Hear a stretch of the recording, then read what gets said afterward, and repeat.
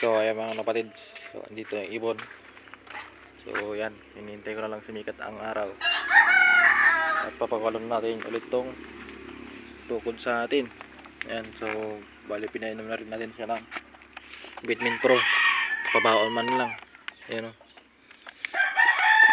So hinihintay ko rin yung may-ari na tumawag dahil hihintayin ko daw siya para pakawalan tong ibon dahil tatawag siya at papakawalan natin tong ibon. Ayan, so yan o. So gusto niya nang makawala pero hintayin muna natin yung may-ari mga kapatid bago natin siya pakawalan. So balikan ko yung mga kapatid pag pakawalan na natin tong ibon. Ayan siya.